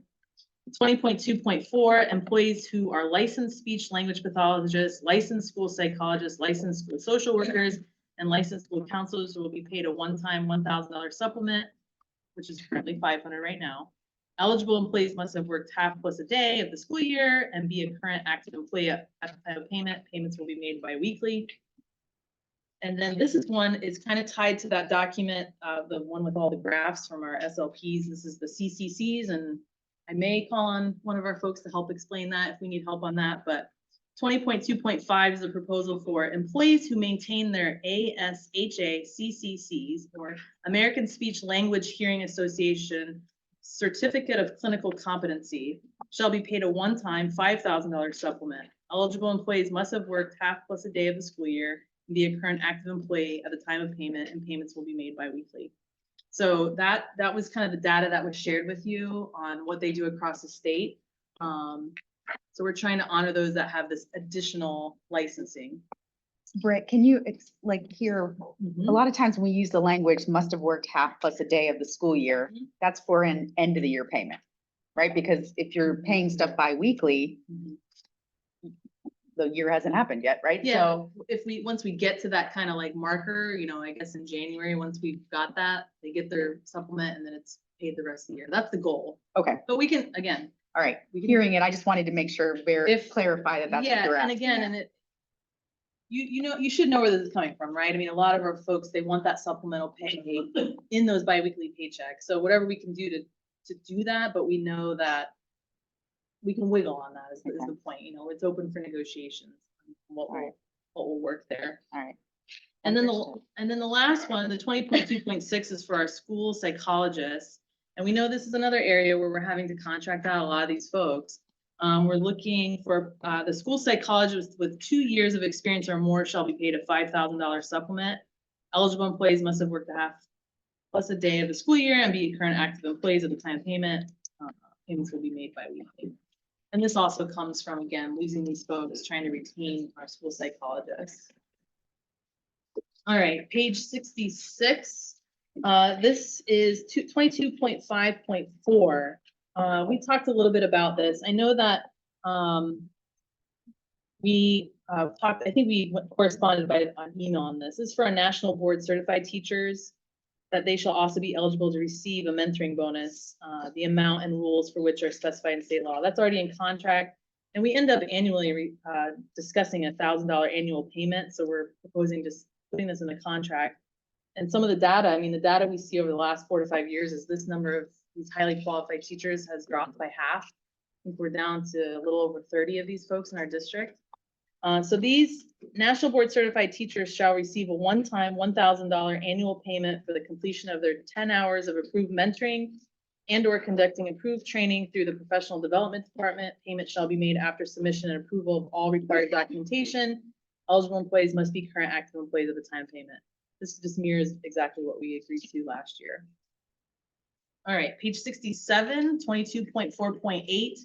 We know that 22.4.7, which specifically talks about the payment for Renaissance schools, we have addressed in our MOU. But 22.4.8 talks about, is separate, and talks about our national board certified teachers who teach in Renaissance schools. And we're proposing we also include those who are teaching in the transformation schools shall receive an additional salary differential of $4,500 subject to negotiations between the school district of Hillsborough County and the Hillsborough Classroom Teachers Association. So this language is already there, but we're trying to also include our transformation network schools. And there, again, this is probably a very small few out of all the national board, we're talking about 30 people. All right, now we'll get into our supplement section appendix of the contract to kind of mirror some of those supplements you saw in the language and some things that are already standing.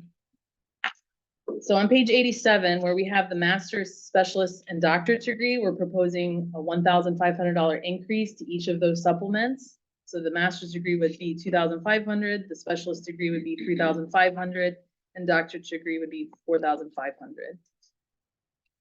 We have one small footnote we're adding there in the bottom of page 87 for the yearbook sponsorship supplement. What we're proposing here is that yearbook sponsor supplements for elementary work sites shall be paid from site-based funds, and employees will be informed ahead of time if a supplement for this position or the sponsorship will be paid.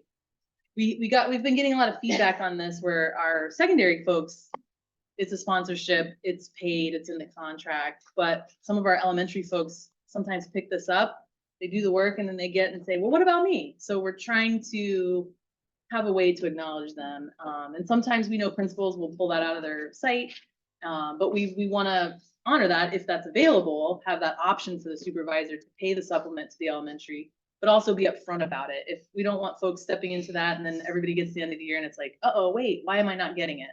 So that's kind of our attempt there to honor it, but trying to mirror what we think is going on right now.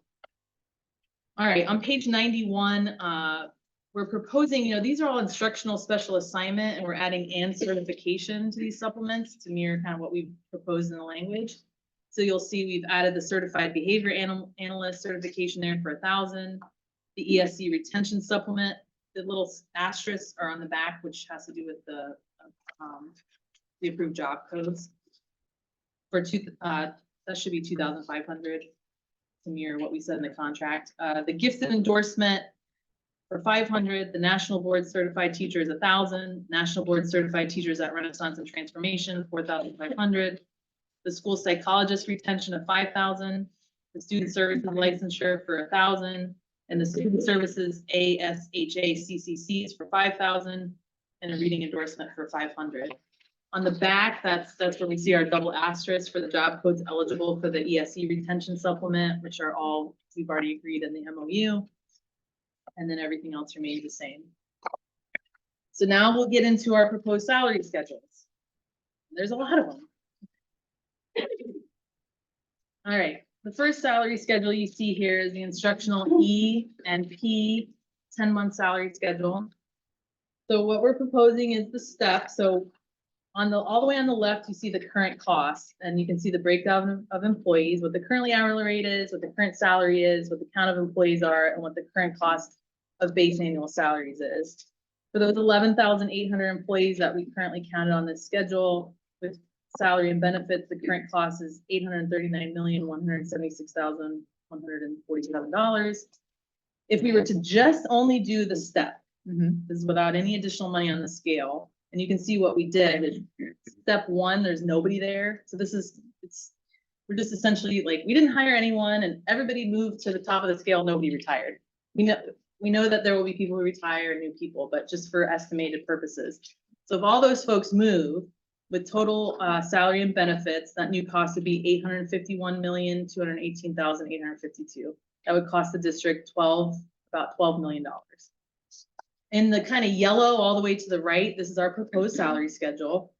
You can see we've increased the base from 47,500 to 48, and we've created a little more separation between the steps. Right now, they're currently on those steps E01 to E08. The steps are all 250 or 275. We're trying to create a little separation to address compression.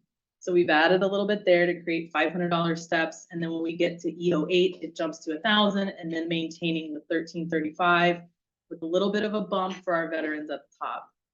So again, what we've estimated here is the step movement, and now applied money to the scale. And then all the way on the right would be the total raise the employee would realize with the step and the money on the scale. We would estimate this total cost of salary and benefits at $888,472,413 for a total cost of the district. So that's the step and money on the scale for $49.3 million. That would average $3,558 in average salary increase, or about 6%, with a little less for those that are new, more for our veterans. And then the little box down at the bottom would be what the veteran would get. So that's why it's like off the scale. So if you were already on step 25 and you just got money on the scale, they would see a $3,450 raise. Because what we always hear is we didn't get a step. When everybody moves, they don't get a step. So are you proposing that those at the top of the scale currently would get a one-time $3,450? No, what we're proposing, if right now you are one of the 1,582 all the way on the left, right now you're making $72,490. Correct. If we add money to the scale and you're now at $75,940, that would be a $3,450 raise. So someone on 24 would be moving to 25. Would see a $4,500. And someone at 25 would stay on 25. Got it. Okay. All right, next is our G and Q scale. These are our 12-month employees. This is all based off of the 10-month salary schedule. So you can see we have our 342 employees there. The current cost of that salary with salaries and benefits is for the district right now is about $29.9 million. The step movement alone without any money on the scale would cost about $455,000. And what we're proposing here is money on the scale. And so you can see we've raised the base starting salary from $55,139 to $55,778. created a little bit of separation for EO1 to EO7 and money on the scale. So again, with the step movement and money on the scale, this would cost $2 million. So hopefully you're kind of seeing how we try to play this out. All right, the next one with the really teeny tiny print is our A and B scales. These are, we counted about 43 people on these scales. So what we're proposing here is a 6% increase. So they would move and get a little money on the scale. And you can kind of see where we place people and move them. And I only put in on the right in the yellow, I only put in the amount that, like the two, where you see number 2 on the number of employees on the 23-24 doctorate degree scale A. There's 2 people there right now making 56,271. They would move over to doctorate degree salary schedule A to 60,000. So they would see a $3,722 raise. So you see money on the scale, step movement. Our proposal with step movement and money on the scale would cost $250,295. All right, the next page is our ROTC. Since we're kind of sticking with this 6% across, these folks don't have their own scale. They kind of have money they make. Because when I looked at the breakdown of our ROTC employees, they don't fit on any of the instructional salary scales. So what we did is we pulled all of those, looked at their salaries, and just applied a 6% increase to those salaries, their base salaries they have right now, which would cost $417,480.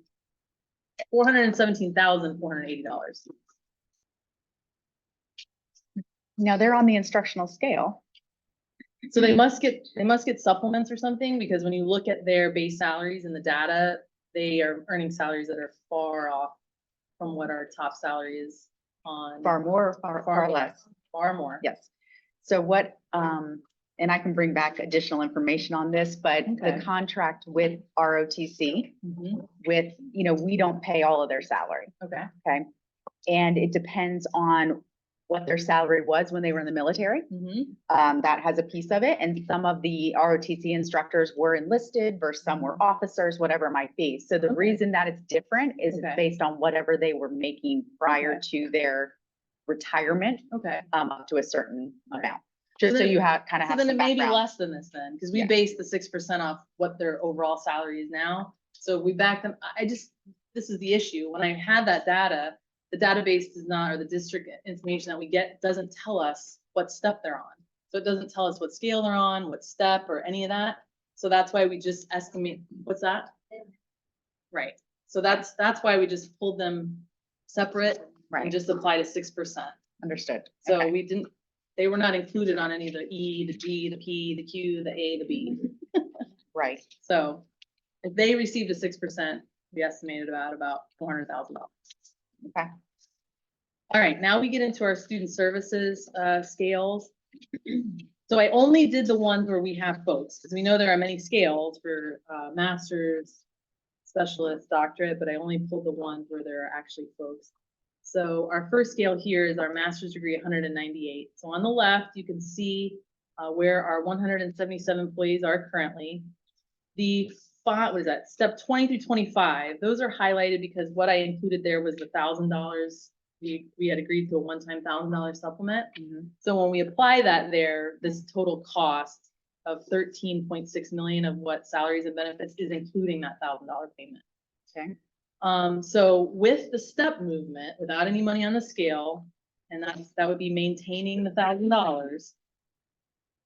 That would cost about $193,697 just for the step movement.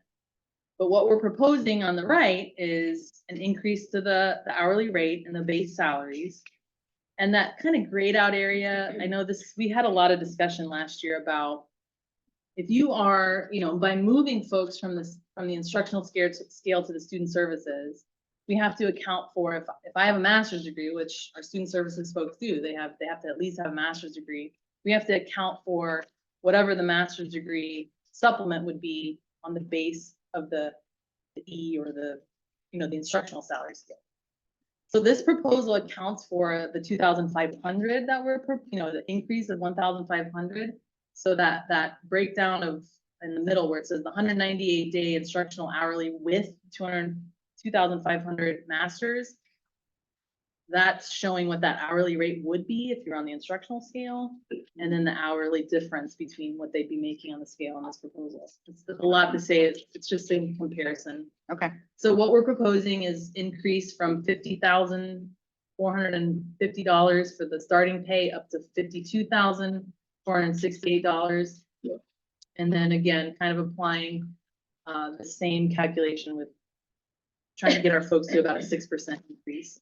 That all in would cost about $875,000. And then you can walk through the rest for our student services master's degree, 205 day. This is where the bulk of our folks are at, 717 employees. This is again with money on the scale and the step movement, 3.5 million. Our 205 day specialist degree, we have about 133 folks here. Again, moving them one step, money on the scale, would cost $698,000. Our doctorate degree folks, there's 34 of these folks on the 205 day.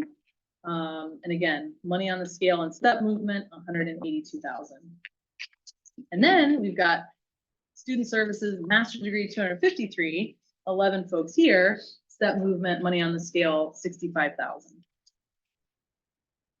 So before I go into like kind of the summary of all that, I'll let you know that all of these scales, this would be the instructional E and P, the instructional G and Q, the instructional A and B, the ROTC, and all the student services scale, salary and benefits all in, we estimated that is at 57.3 million in new money.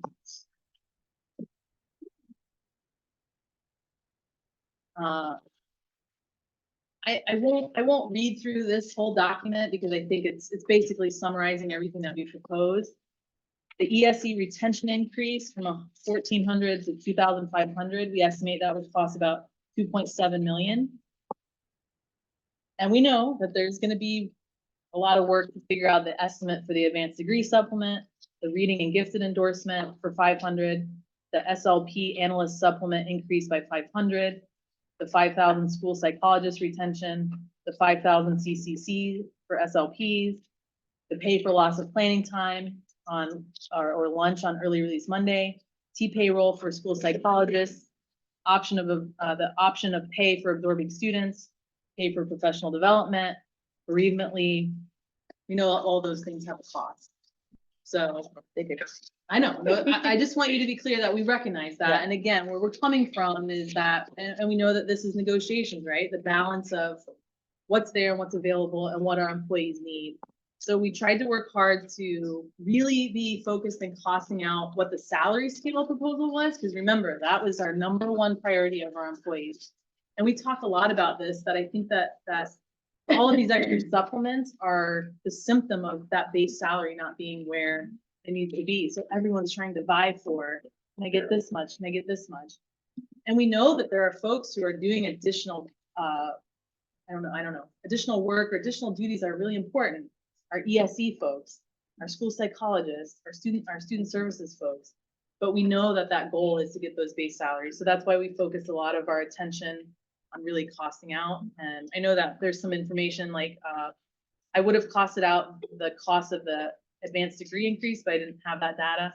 I know that was a new thing, and all right, I'm sure Brad Woods is sick of me asking for. Well, and I think, like you mentioned previously, we did a lot of great work last year at the table, right? And in doing that, we did take on quite a bit of recurring salary, right? We did adjust all of our salary schedules. We decompressed the support salary schedule to a certain degree. We restructured the instructional salary schedule, moving the top, significantly. We obviously moved a significant amount of employees to the student services salary schedule. The advanced degree supplement, like you just mentioned, the transformation MOU that that's going to the board tomorrow. That's at a cost of approximately $19.5 million. So we've done a lot of great work. Yes. And ultimately, there's not a lot of new money that's being allocated to us from the state. And we have to use the money that we have in order to support what we've already agreed to in the past, which is a good thing. I think the one thing that's important to note, and we all, the survey you showed, you're right, that none of that was surprising. Yep. And we all have the same goal. Even if we weren't sitting here today, we all have the goal of compensating our employees within the budget that we have though, right? So that's the key piece that is, you know, the huge elephant in the room, that we all want that. That's a similar goal we all have. We want to recruit and retain our teachers. We want people to have a livable wage. We know it not only impacts people being able to pay their bills and that, but it also impacts morale and, you know, the feeling that you have when you come into work every day and feeling valued. So we all share that goal. However, we have to do it within the budget that we have. Right. Okay, so, nope, understood. So Yeah. I see what your goals are here. And we're gonna have to obviously take it back, cost it out. And like I've said, every year that we come to the table, we can do some things, but we can't do all things, right? Like all the things that we would love to do, that would be amazing, but we have to do it within the budget because otherwise there's unintended consequences down the road if we overextend beyond what we can afford. Understood. yeah. Yeah, and I mean, and just like we did last year, I mean, we'll also do our work to look at where we think, you know, we think those funds are available. But we just wanted to kind of get this across the table. Yep, no, important. There are two other things I had on the agenda. The only other thing that has to do with is our article on the grievance procedure. I have that if you want to walk through that now. We can also hold off on that. It's up to you. Let's hold on that. I think that this is a lot to digest. And we have a lot of work on our end to go ahead and be able to cost it out and then be able to come back with a counter proposal.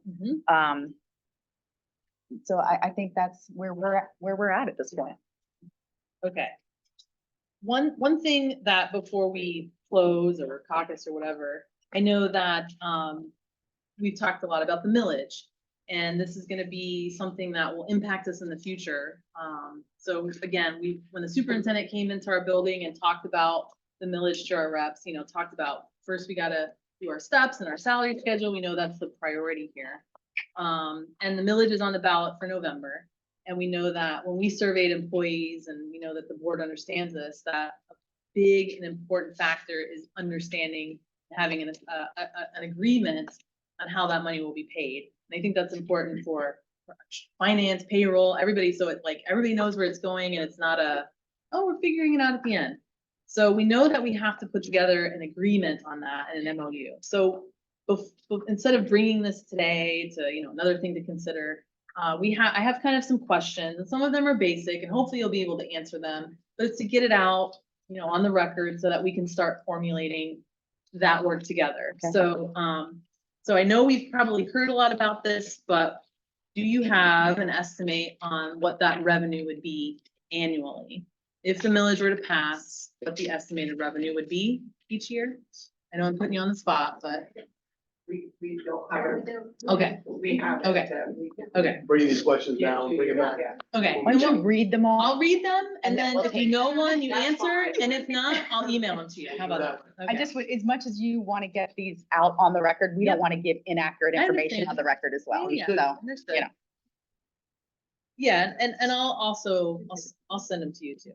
All right, so we also would like to know, this is a question we keep getting. What date would the funds be available or, you know, expected to begin payment? We know that if it passes November, when would they start collecting and when would it be available to expend? You don't start collect until next fiscal year at December, Okay, because they don't go out and levy. yep, We don't pass a mill, they don't go start changing it right next to that. So it's in the next fiscal year. okay. And so I guess a follow-up question to that, if they start collecting in December of 2025, would we be able to pay that immediately, or would we have to wait another amount of time before it's ready to It's pay? on our cash flow. Okay. Based on our cash flow. Okay, So immediately, like the beginning of the school year, it depends on. right. So if it passes and we can start projecting, that means we could potentially, you know, start payment. I guess what we're trying to get at is employees want to know, once it passes, when can we start getting that? Well, I that would say payment? the latest January, right? Of 2025? 2026. 2026. Right? That would be in the first. Okay. because we know we'll start collecting in March.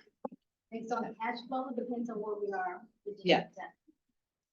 Okay, If we start to- got it, okay. And that, this would go through 2027, correct? Is that when it would, like, if it's past November 2024, would it end 2027? So it's 4 year mill, percent, 4 year. 47, 67, that's 4 years. So it'd be 25 to 28? Well, it will be, this year we start collecting, so we start collecting in 2026.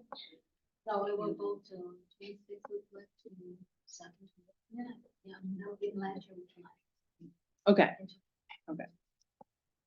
I think this is like an FAQ. We could put together an FAQ on this. So Right, that's because helpful. I'm getting that. Yeah. Okay, we've heard a lot of discussion. Okay, once we kind of figure out what we're estimating as the total amount. We've heard discussion about, you know, pay for employees, percentages, maybe other initiatives. Do you have an idea on what percent, would go to employee base pay? Of, if, let's say there's 100% of the funds, what has the board kind of been thinking about? What percent of that amount would be going towards pay? If you don't know, it's okay. We'll send that to you for employees. And then the follow-up question that would be, let's say it's 80% or 90%, that additional 10 or 20%, what would we be using that for? But we can talk more about that. I think one thing that continues to come up is that dollar amount that's already been kind of quoted out there multiple times, the 6,000 for instructional and the 3,000 for support staff. Would that be the same for the administration? The 6,000, is it more, is it less? That's something we're gonna wanna find out. And we wanna know how flexible the district is in that total amount, or the percent going to the employees. So if we're saying, oh, generally 80% of the total funds would be going to employees, is the board flexible on that? And, you know, my question at the end was, does the superintendent of the school board have an initial proposal? And that's kind of where we're at on the millage. And I don't know if there are any other follow-up questions. Make sure that's in it. Yeah, I'll send it to you. And then, you know, I did start trying to kind of bullet point some things out, but I didn't want to pass anything because I want to make sure we're there. I think one of the other things that folks are going to want to know about is, are these payments FRS eligible? Which, you know, yes. And then if the payment, if we decide, like, let's say we get to an agreement where we say, all right, payments are going to start, and for whatever reason it gets held up, we're going to want to talk about things like retro. If there's a surplus within maybe a dollar amount or surplus, or, you know, less, you know, what would be that dollar amount where we need to come back, or if there's extra funds, what can we do with those? So these are all The things that we millage is could. Whatever we define in the middle, and Mhm. we just tell you, it's surplus, it goes divided up based on what we define. Mhm. So it has to be followed. Yeah. Right. So if we do the multiple salaries, then if it's 80% will have them, that 80% of that will be going to